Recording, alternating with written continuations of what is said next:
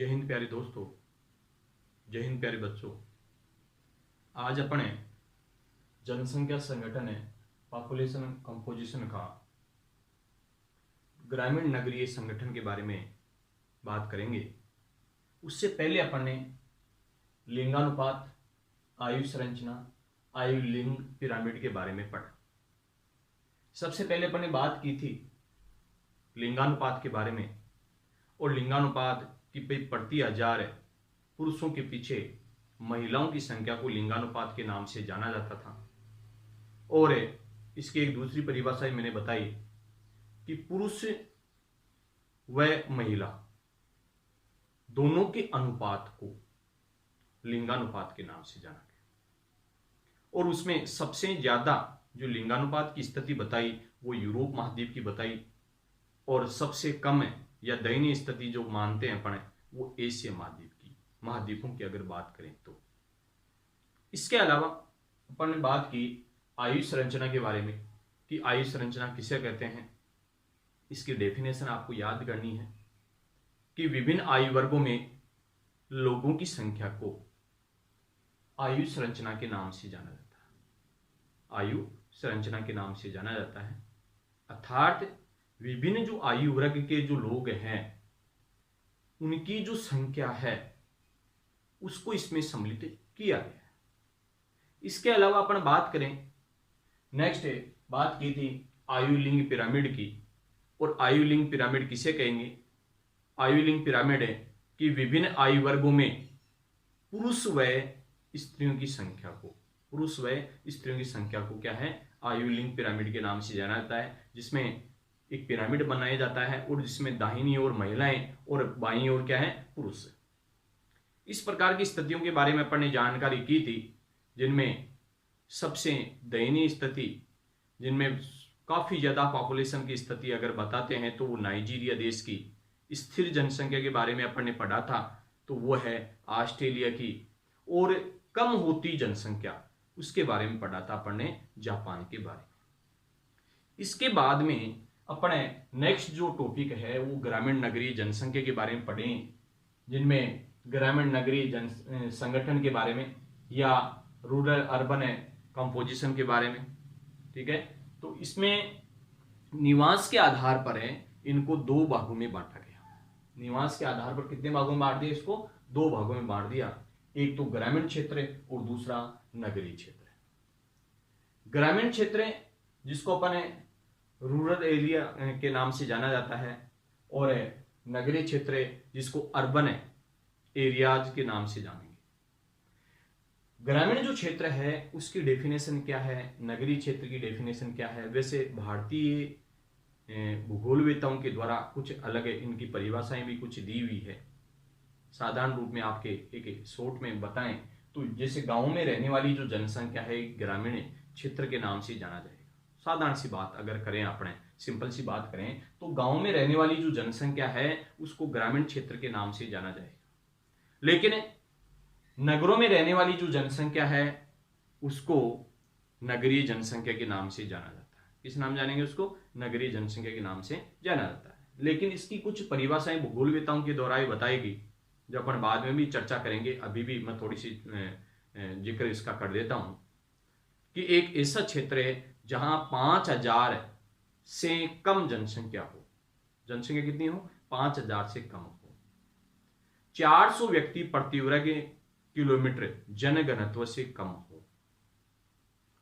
75% लोग प्राथमिक व्यवसाय में लगे हुए हो। ग्राम पंचायत हो। ठीक है, इस प्रकार की स्थिति में उसको ग्रामीण क्षेत्र के नाम से जाना जाता है। जबकि इससे विपरीत स्थितियां हैं वो है नगरीय क्षेत्र, अर्थात एक ऐसा क्षेत्र जहां 5000 से अधिक जनसंख्या हो, 75% लोग गैर कृषि कार्यों में संलग्न हो, 400 व्यक्ति प्रति वर्ग किलोमीटर से अधिक जनघनत्व पाया जाता हो, नगर निगम हो या नगर छावनी बोर्ड हो, सैनिक छावनी बोर्ड हो। ठीक है, इस प्रकार का जो क्षेत्र कहलाएगा वो नगरीय क्षेत्र कहलाएगा। लेकिन अपने टॉपिक के हिसाब से अगर देखें तो ये 2 ही क्षेत्र दिए हुए हैं जो काफी ज्यादा सिंपल भी है, कि गांव में रहने वाली जो जनसंख्या है ये ग्रामीण जनसंख्या है, ग्रामीण क्षेत्र के नाम से जानेंगे, और नगरों में रहने वाली जो जनसंख्या है उसको नगरीय क्षेत्र के नाम से उसको जाना जाता है। इस प्रकार से करने वाले इसके दो भाग कर दिए, एक तो आपके रूरल एरिया और दूसरा अर्बन एरिया। इसमें अपन सबसे पहले बात करेंगे ग्रामीण क्षेत्र के बारे में कि ग्रामीण जो क्षेत्र है या गांव में जो जनसंख्या रहती है वो ग्रामीण क्षेत्र के नाम से जाना जाता है, लेकिन यहां पर प्राथमिक कार्य किए जाते हैं, अर्थात व्यवसाय कौन सा किया जाता है। व्यवसाय के बारे में आगे अपन पढ़ेंगे। वैसे व्यवसाय कौन सा किया जाता है, तो यहां पर व्यवसाय किया जाता है प्राथमिक व्यवसाय। प्राथमिक व्यवसाय, अब अपन बात करें भाई प्राथमिक व्यवसाय होता क्या है, कि एक ऐसा व्यवसाय जिनका प्रत्येक संबंध पर्यावरण या धरातल से होता हो, प्राथमिक व्यवसाय के नाम से जाना जाता है। एक ऐसा क्षेत्र है जिनका प्रत्येक संबंध पर्यावरण या धरातल से हो, उसको क्या कहेंगे, प्राथमिक व्यवसाय के नाम से जाना जाता है। सिंपल सी एक परिभाषा है। जबकि इसके एक उदाहरण के बारे में अपन देखें, जैसे कृषि करना है, मत्स्य पालन करना है, आखेट का कार्य करना है, लकड़ी काटना है, खनन कार्य करना है, ठीक है, पशुचारण का कार्य करना है, ये बहुत सारे ऐसे कार्य हैं जो प्रकृति पदार्थ हैं, ठीक है, उसको प्राथमिक व्यवसाय के नाम से जाना जाता है। तो ग्रामीण जो क्षेत्र है उसके अंदर प्राथमिक व्यवसाय अधिक किया जाता है। लगभग मैंने बताया आपको परिभाषा के अंदर है 75% लोग हैं ये प्राथमिक व्यवसाय में संलग्न रहते हैं। इसके अलावा इसमें देखें अपन कि विकसित देश जिनमें यूरोप महाद्वीप के अधिकांश देश विकसित देश हैं, यूरोप महाद्वीप के अधिकांश देश हैं वो विकसित देश है, वहां गांवों के अंदर पुरुष अधिक रहते हैं। गांवों के अंदर क्या है, पुरुष ज्यादा रहते हैं। कौन से देशों की बात करें, विकसित देशों की बात करें, और इसमें जिक्र अपन कर रहे हैं यूरोप महाद्वीप का। यूरोप महाद्वीप में अधिकांश देश विकसित देश है और वहां पर पुरुष जो लोग हैं ये अधिकतर गांव में निवास करते हैं। कहां पर निवास करते हैं, गांव में निवास करते हैं। कौन है, पुरुष लोग। जबकि यहां देखो इसमें नगरीय जो क्षेत्र है, नगरों में रहने वाली जो जनसंख्या है ये गैर प्राथमिक कार्यों में संलग्न है। गैर प्राथमिक कार्यों का मतलब यह है कि एक ऐसा कार्य जो प्रकृति पदार्थ से अलग हो, थोड़ा सा चेंजिंग किया है मनुष्य ने काफी ज्यादा मात्रा, जैसे द्वितीयक व्यवसाय है, तृतीयक व्यवसाय है, चतुर्थ व्यवसाय है, पंचम व्यवसाय है। इस प्रकार से कहने का मतलब एक व्यवसायों का क्रम पढ़ेंगे अपन। जैसे यहां तो प्राथमिक व्यवसाय हो गया, लेकिन इसके अलावा जो बच गए द्वितीयक व्यवसाय है, तृतीयक व्यवसाय है, चतुर्थ व्यवसाय है, पंचम व्यवसाय है। इस प्रकार के जो व्यवसाय है वो यहाँ किए जाते हैं। इसके कारण से इसको कहेंगे गैर प्राथमिक कार्य, मतलब प्राथमिक कार्यों से अलग है जो कार्य करें अपने उसको गैर प्राथमिक कार्यों के नाम से जाना जाता है। तो नगरीय जो जनसंख्या है उसके द्वारा कौन सा कार्य किया जाता है, गैर प्राथमिक कार्यों में संलग्न होते हैं ये। इसके कारण से उनको नगर के नाम से जाना जाएगा। किस नाम जानेंगे उसको, नगर के नाम से जाना जाएगा। इसमें देखें तो नगरों के अंदर है यहां महिलाएं अधिक रहती है। विकसित देशों के अंदर है, जो गांवों के अंदर तो है ये पुरुष ज्यादा रहते हैं, लेकिन नगर के अंदर क्या है, महिलाएं अधिक रहती है। इसका कारण क्या है, उसके कारण भी कुछ अलग बताए हुए हैं। उसका कारण बताया है कि यहां पर रोजगार की क्या है, अधिक संभावना है। रोजगार की काफी ज्यादा संभावनाएं वहां पर है। इसके अलावा सामाजिक बुराइयां वहां पर कम है, रीति रिवाज अलग है, थोड़ा सा शिक्षित है वहां की महिलाएं, इसके कारण से सामाजिक बुराइयां नहीं है। इसके अलावा महिलाओं का शिक्षित होना है, प्रमुख कारण है महिलाओं का शिक्षित होना है। वो व्यवसायिक स्तर पर ज्यादा है। नौकरी पेशों के अंदर अगर देखेंगे तो वो महिलाएं काफी ज्यादा है, महिलाएं काफी ज्यादा हैं। इसके कारण से इस प्रकार की स्थिति पाई जाती है। बोल्ड है महिलाएं, आप देखते हो जब पर्यटन के हिसाब से अपने देश के अंदर वहां की महिलाएं जब आती है तो कितनी बोल्ड होती है, कितने कहां पर अकेली घूम लेती है। जबकि भारतीय समाज के अंदर काफी ज्यादा बुराइयां हैं, अभी तक भी देखने को मिल रही है। तो इस प्रकार की स्थितियां यहां पर देखने को मिल रही है कि यहां पर क्या है, महिलाओं का शिक्षित होना है। सामाजिक बुराइयां कम होना है और रोजगार की अधिक संभावना है वहां पर, क्योंकि पुरुष लोग हैं ये बिजनेस के अंदर लगे हुए हैं और माइग्रेशन का कार्य ज्यादा करते हैं, जबकि महिलाएं हैं वहां पर नौकरी पेशों के अंदर ज्यादा है और वो नगरों के अंदर ज्यादा निवास करती है। लेकिन अब विकसित देशों की अगर बात करें तो इनसे विकसित देशों की बात करें और विकासशील देशों की बात करें तो इनमें क्या है, काफी ज्यादा अंतर है, अपोजिट है। देखो इसके अंदर कि विकासशील देश जिसमें एशिया महाद्वीप आता है लगभग विकासशील है, ठीक है, तो इसके अंदर है गांवों के अंदर है महिलाएं ज्यादा है, गांवों के अंदर महिलाएं ज्यादा है, लेकिन है नगरों के अंदर है पुरुष अधिक है, क्योंकि गांवों से माइग्रेशन का कार्य कर जाते हैं, पलायन का कार्य करते हैं पुरुष से, क्योंकि कमाने की जो जिम्मेदारी है ये अधिकतर पुरुषों पर है, तो वो गांवों को छोड़ करके रोजगार की तलाश में जाकर के नगरों में रहने लग जाते हैं और वहीं पर आजीविका का वो कार्य करते हैं। जबकि विदेशों के अंदर है महिलाएं गांवों को छोड़ करके शहरों की ओर जाती है, जबकि यहाँ एशिया महाद्वीप के अंदर है या विकासशील देशों के अंदर है, सब विकासशील देशों के अंदर है इससे विपरीत कार्य है, महिलाएं गांवों के अंदर ज्यादा रहेगी और पुरुष नगरों के अंदर ज्यादा रहेगा। मतलब लिंगानुपात का जो संतुलन है ये काफी असंतुलित हो जाएगा, ठीक है, इस प्रकार की स्थिति देखने को मिलेगी। तो देखो इसके अंदर है अगर महिलाएं गांवों के अंदर है अधिक है, उसके क्या कारण है, कारण क्या क्या है, क्योंकि यहां पर देखो नगरों के अंदर महिलाएं अधिक है, उसके कारण अपन ने जाने कि भाई रोजगार की अधिक संभावना है, यहाँ पर है सामाजिक बुराइयां कम है, महिलाओं का शिक्षित होना है, कई कारण है जिनके कारण से इस प्रकार की स्थितियां हैं। लेकिन यहां पर देखने को मिल रहा है कि गांवों के अंदर क्या है, महिला अधिक है। एशिया महाद्वीप की या विकासशील देशों की अपन बात करें तो यहां पर देखो नगरों में आवास की कमी है, नगरों के अंदर महिलाएं चली भी जाएं तो वहां पर आवास की समस्या है, किराया अधिक देना पड़ता है, इसके कारण से काफी ज्यादा समस्याओं से ग्रसित होते हैं। दूसरा है रहन सहन में अधिक खर्च होता है, क्योंकि रहन सहन में अधिक खर्चा का मतलब आप जानते हो कि वहां पर रोजगार की समस्या है, पैसों की मतलब इनकम कम है, और जैसे अपन बात करें कि भाई कोई भी अपन गांवों के अंदर है अगर कोई चीज होती है तो वो पड़ोसियों से उधार ले लेते हैं अपन, या मान लो ऐसे सहानुभूति के तौर पर दे देते हैं। लेकिन शहर के अंदर इस प्रकार के सिस्टम नहीं होता है, जैसे छाछ मांगने का ट्रेंड है अपने गाँव के अंदर है, भाई पड़ोसी आराम से हेल्प कर देता है। लेकिन शहर के अंदर जाए तो छाछ भी क्या है, मोल लानी पड़ती है, पैसे दे करके लानी पड़ती है। तो इस प्रकार की स्थिति है, तो खर्चा काफी ज्यादा आता है, तो रहन सहन में क्या है अधिक खर्च उठाना पड़ता है, इसके कारण से रहने में क्या है असक्षमता होती है।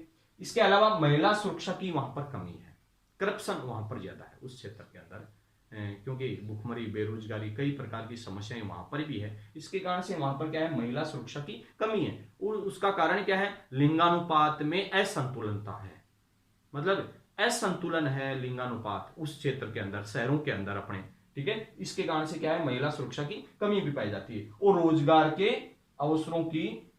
अवसर की कमी, रोजगार के अवसर हैं वो भी कम है इस जगह, ठीक है। इसके कारण से महिलाएं अक्सर गांवों के अंदर निवास करती है, कोई नौकरी पेशों के अंदर मान लो है, धीरे धीरे अब शिक्षित हो रहे हैं वर्ग, तो इसके कारण से थोड़े धीरे धीरे क्या है शहरों की ओर पलायन हो रहा है, लेकिन इतना ज्यादा नहीं हो पा रहा है फिर भी, ठीक है। तो ये क्या है विकासशील देशों की स्थिति है। तो इस प्रकार से कहने का मतलब ग्रामीण जो क्षेत्र है ये गांव में रहने वाली जो जनसंख्या है और इसमें प्राथमिक व्यवसाय का कार्य किया जाता है, और विकसित देशों के अंदर है महिलाएं हैं ये नगरों के अंदर है, जबकि पुरुष है ये गांवों के अंदर निवास करते हैं। जबकि विकासशील देशों के अंदर है इससे विपरीत स्थितियां हैं, क्योंकि वहां पर है महिलाएं ग्रामीण क्षेत्रों में निवास ज्यादा करती है और पुरुष लोग नगरों के अंदर निवास करते हैं, अर्थात कृषिवाड़ी का ये कार्य है ये महिलाएं अक्सर संभालती है इस जगह विकासशील देशों के अंदर, क्योंकि वो शिक्षित कम है। इसके अलावा रहन सहन का अधिक खर्च उठाना पड़ता है अगर नगरों के अंदर रहे तो, ठीक है। महिला सुरक्षा की कमी पाई जाती है, रोजगार के अवसरों की कमी पाई जाती है, नगरों में आवास की समस्या है। ये काफी ज्यादा महत्वपूर्ण टॉपिक है जिनके कारण से इस प्रकार की स्थिति देखने को मिली। जबकि नगरों के अंदर अगर देखें तो नगरों में रहने वाली जो जनसंख्या है वो नगरीय क्षेत्र के नाम से जाना जाएगा, और इनमें गैर प्राथमिक कार्यों में संलग्न होते हैं लोग बाग, और इनमें महिलाएं, विकसित देशों में महिलाएं नगरों के अंदर ज्यादा रहती है, जबकि विकासशील देशों के अंदर है महिलाएं गांवों के अंदर अधिक निवास करती है। उसके भी कारण है कि वही विकसित देशों के अंदर महिलाएं अधिक नगरों के अंदर क्यों निवास करती है, उसके कारण है आपको अच्छी तरीके से याद भी करना है कि रोजगार की अधिक संभावना है वहां पर, सामाजिक बुराइयां कम है, और महिलाओं का शिक्षित होना है। मतलब डिपेंडेंट किस पे हो गए, शिक्षित वर्ग। अगर शिक्षा का ट्रेंड ज्यादा है, मतलब यूरोप के अंदर अगर देखते हैं, अपन पढ़ते हैं आगे, मान लो चलता है तो 100% लगभग साक्षरता है, लगभग देशों के अंदर 100% है, मतलब कोई भी महिला बिना पढ़ी लिखी नहीं है। ठीक है, इस प्रकार की स्थिति देखने को मिल रही है। तो काफी अच्छा टॉपिक है ये, दोनों टॉपिक आपको अच्छी तरीके से याद करना है। अपने ग्रामीण नगरीय जनसंख्या होगी और साक्षरता। अब नेक्स्ट जो टॉपिक अपन पढ़ेंगे वो पढ़ेंगे साक्षरता का। थोड़ा सा अपने साक्षरता का जिक्र कर भी लें कि साक्षरता किसे कहेंगे। कोई व्यक्ति मान लो आप पढ़े लिखे हो और उसके हिसाब से पूछ लेंगे भाई साक्षरता किसे कहेंगे, तो साक्षरता का मतलब क्या है, एक डेफिनेशन बनाई है कि 7 वर्ष या 7 वर्ष से अधिक आयु के बालक बालिकाएं, 7 वर्ष या 7 वर्ष से अधिक आयु के बालक बालिकाएं जो किसी भी भाषा में पढ़ना जानते हैं और लिखना जानते हैं। नहीं आया समझ? 7 वर्ष या 7 वर्ष से अधिक आयु के बालक बालिकाएं जो किसी भी भाषा में पढ़ना जानते हैं और लिखना जानते हैं।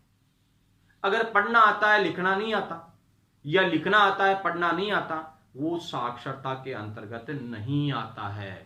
अर्थात उसके साथ साथ में गणना का कार्य भी करना आना चाहिए, मतलब हिसाब किताब रहना चाहिए।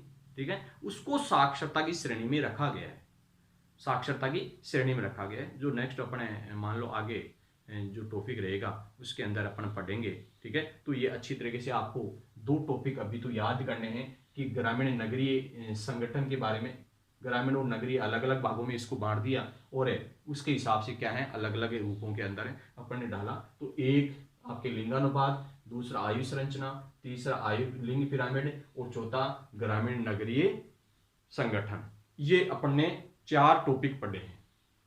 कितने टॉपिक पढ़ लिए अपन ने? 4। अब 5वां जो टॉपिक है वो साक्षरता का नेक्स्ट वीडियो के अंदर पढ़ेंगे अपन। ठीक है, जय हिंद जय भारत।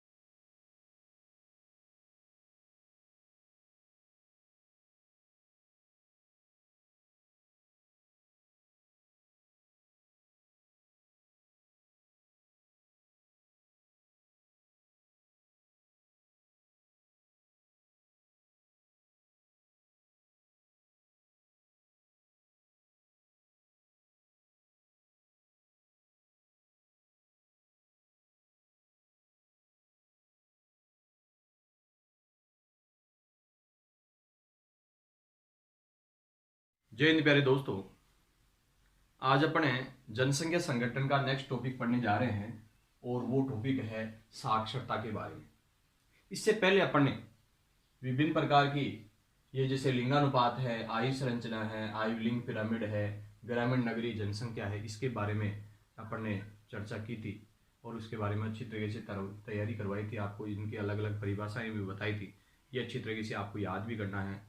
जैसे लिंगानुपात की आपको परिभाषा बताई थी कि ये प्रति 1000 पुरुषों के पीछे महिलाओं की संख्या को लिंगानुपात के नाम से जाना जाता है, या स्त्री और पुरुष के अनुपात को लिंगानुपात के नाम से जाना जाता है। इसके अलावा अपन ने बात की थी आयु संरचना के बारे में कि आयु संरचना के अंदर विभिन्न आयु वर्गों में लोगों की संख्या को क्या कहेंगे, आयु संरचना के नाम से जाना जाता है। इसके अलावा आयु लिंग पिरामिड के बारे में भी अपन ने चर्चा की थी, उसकी परिभाषा अपन ने पढ़ी थी कि आयु लिंग पिरामिड है विभिन्न आयु वर्गों में पुरुष व महिलाओं की संख्या को क्या है, आयु लिंग पिरामिड के नाम से जाना जाता है। इस प्रकार की अपने परिभाषाएं की। इसके अलावा आपके ग्रामीण नगरीय जनसंख्या के बारे में या ग्रामीण और नगरीय क्षेत्र के बारे में या संगठन के बारे में अपन ने चर्चा की थी कि ग्रामीण और नगरीय जो संगठन है ये कुछ व्यवसायों से जुड़े हुए हैं और व्यवसाय के आधार पर इनको अलग अलग वर्गों में बांटा गया है।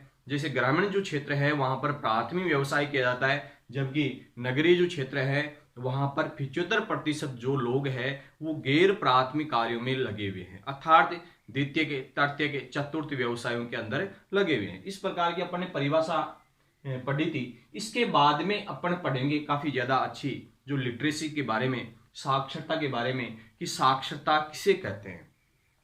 प्रत्येक स्टूडेंट को याद भी होना चाहिए ये चीज कि भाई साक्षरता कहते किसे हैं। अपने एनसीईआरटी बुक के अनुसार या भारतीय भूगोलवेताओं के द्वारा जो साक्षरता की परिभाषा जो बताई गई आपके कि 7 वर्ष या 7 वर्ष से अधिक आयु के बालक बालिकाएं जो किसी भी भाषा में पढ़ना जानते हैं और लिखना जानते हैं, अर्थात लिखना आता है पढ़ना नहीं आता, या पढ़ना आता है लिखना नहीं आता, वो साक्षरता के अंतर्गत नहीं आता है। अर्थात दोनों कार्य आने चाहिए, लिखना भी आना चाहिए और पढ़ना भी आना चाहिए। इसके अलावा कुछ गणना कार्य भी उनको आना चाहिए। गणना कार्य का मतलब हिसाब किताब का कार्य अच्छी तरीके से आना चाहिए, तब जाकर के वो साक्षरता के नाम से जानेंगे। उसको किस नाम जानेंगे, साक्षरता के नाम से जाना जाएगा। तो इस प्रकार से करने वाला परिभाषा आपको याद भी करनी है कि 7 वर्ष या 7 वर्ष से अधिक आयु के बालक बालिकाएं जो किसी भी भाषा में पढ़ना जानते हैं और लिखना जानते हैं वो साक्षरता के अंतर्गत आते हैं। अर्थात जो पढ़ना जानता है लिखना नहीं जानता, या लिखना जानता पढ़ना नहीं जानता, वो साक्षरता के अंतर्गत नहीं आएगा। अर्थात इसके साथ में गणना कार्य भी आना चाहिए, तो उसको क्या कहेंगे, साक्षरता के नाम से जाना जाता है।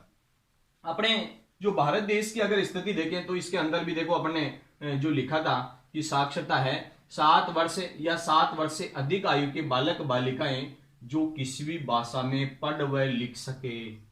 किसी भाषा में पढ़ना जानते हो और लिखना जानते हो, भाषा कोई सी भी हो, कोई दिक्कत नहीं है उसमें। लोकल भाषा भी हो सकती है वहां की, हिंदी भी हो सकती है, अंग्रेजी भी हो सकती है, कोई सी भाषा हो सकती है। वहां की जो स्थानीय भाषा है उसमें किसी भाषा में पढ़ व लिख सके तथा गणना करने की योग्यता हो, गणना करने की योग्यता हो। कोई दुकान से सामान लेकर आ रहे हैं और उसके बारे में मतलब उसको जोड़ करके तुरंत पैसे दे दिए, ठीक है, ये फॉर्मूला याद होना चाहिए लोगों को। इसके अलावा जो साक्षरता है, साक्षरता के कारण से जो सामाजिक आर्थिक विकास का जो सूचक होता है उसके देखो क्या क्या परिणाम होता है उसमें, कि रहन सहन के स्तर में क्या है, सुधार होता है, सब जानते हैं आप।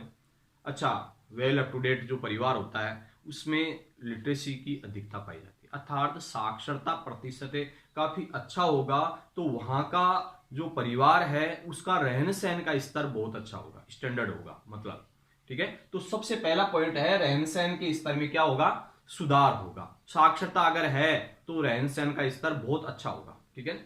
इसके अलावा दूसरा है महिलाओं की सामाजिक स्थिति में सुधार होगा। महिलाओं की जो सामाजिक स्थिति, जैसे मान लो भारत के अंदर अगर देखें तो लिटरेसी के कारण से काफी दयनीय स्थिति है, लेकिन जो पढ़े लिखे परिवार के लोग हैं उनमें महिलाओं की जो स्थिति है, सामाजिक स्थिति है, बहुत अच्छी है, सुदृढ़ है मतलब।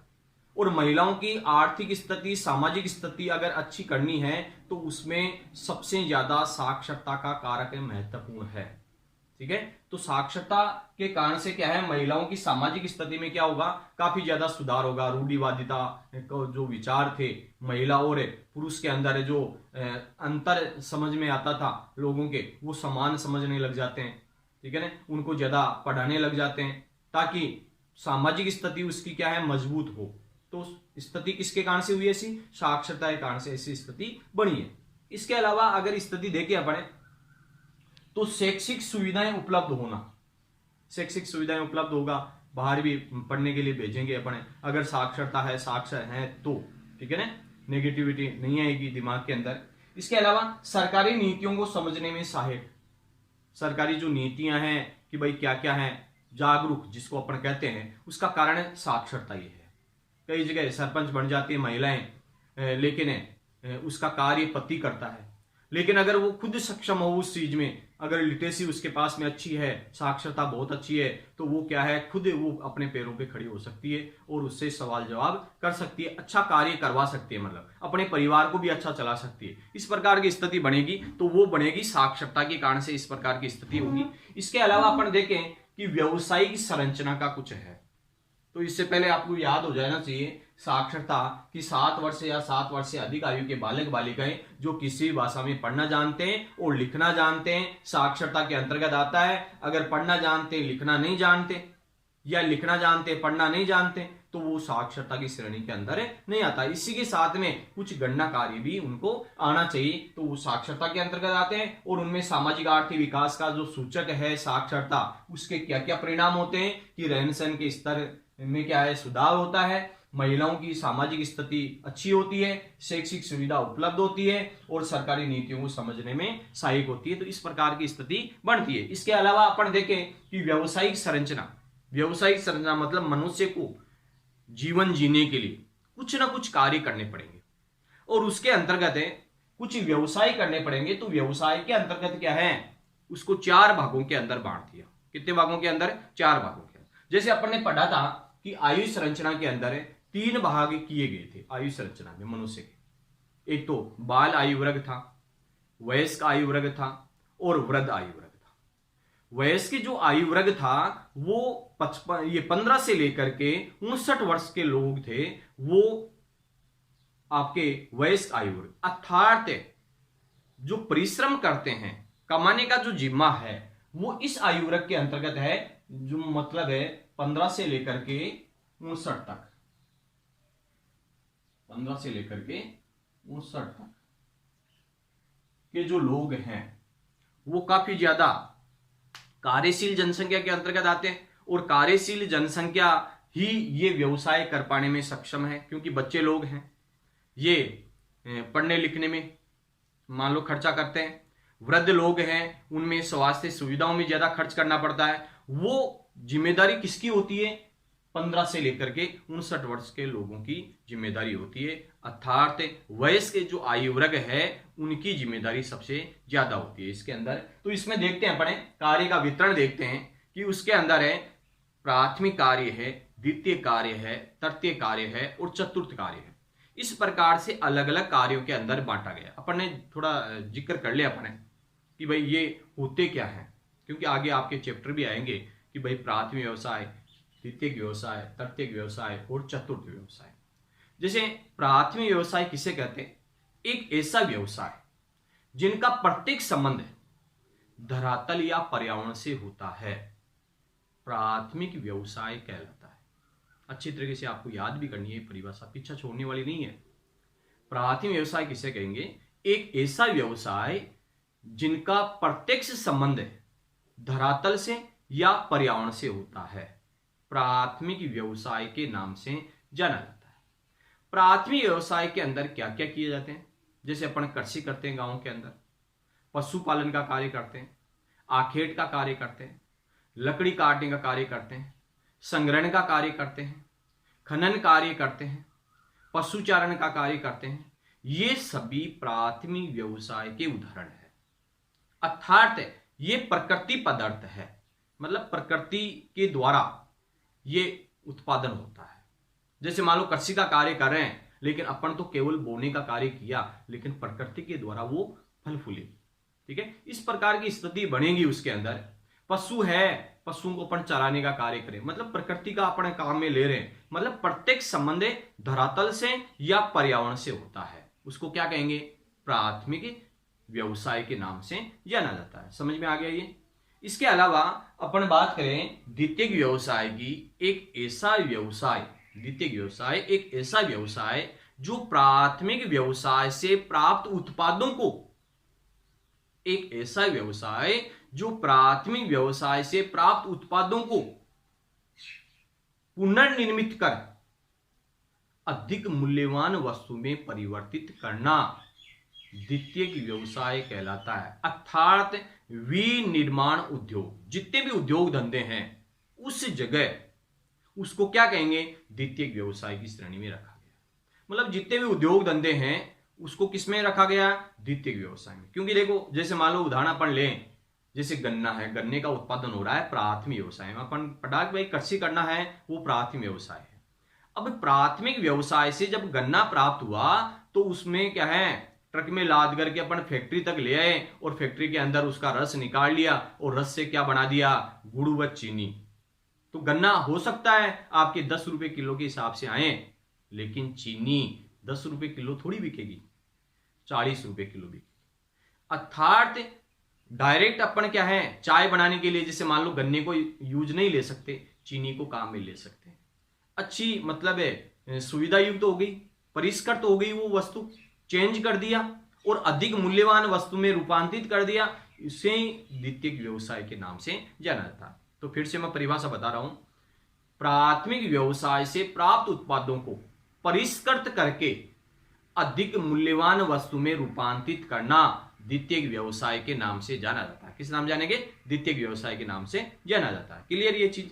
इसके अलावा अपन बात करें तृतीयक व्यवसाय, एक ऐसा व्यवसाय जो प्राथमिक व्यवसाय को द्वितीयक व्यवसाय से जोड़ने का कार्य करता है, उसको तृतीयक व्यवसाय कहते हैं। जैसे मान लो अपने कहा कि खेतों से गन्ने का उत्पादन हुआ और गन्ना है ये ट्रकों में भर करके और कहां ले गए? फैक्ट्री के अंदर ले गए। तो बीच में माध्यम क्या रहा? परिवहन का कार्य, संचार का कार्य, बैंकिंग का कार्य, व्यापार वाणिज्य का कार्य, ये जो कार्य हुए बीच के अंदर है, वो सभी तृतीयक व्यवसाय के अंतर्गत आते हैं।